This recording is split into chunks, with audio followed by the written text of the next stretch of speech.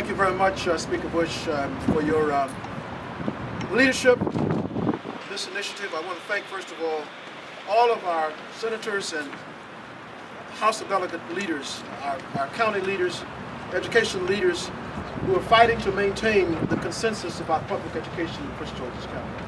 One of the things that is so important to me is that the people of Maryland, almost a decade ago, created a nationally recognized historic consensus about how we are to educate our babies, our children.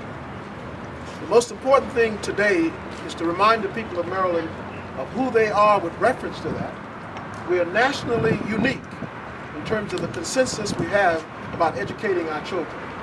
They are not county children, they are not zip code children, they are children of Maryland. And I am so pleased that our General Assembly, I'm so pleased that our General Assembly under the leadership are maintaining that consensus. We're asking our governor to not interrupt that consensus. No election commands it, to return us to partisanship, to geography, to race, to zip codes about our children.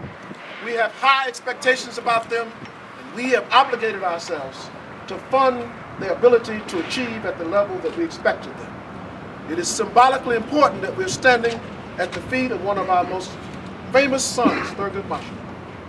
Thurgood is asking us to live out his vision for equity, excellence, and adequacy in the public education of our children. Now, understand this. If we do not fund this component, the Geographic Cost of Education Index, we will in fact cut a major leg from the stool of education in the state of Maryland. Make no mistake, this is an historic decision that is about to be made.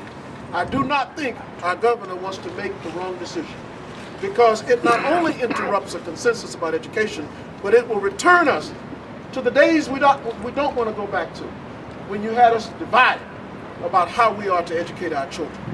So let us remind the people of Maryland, I would ask the media to do so, remind us how we got to where Speaker Bush said we got to.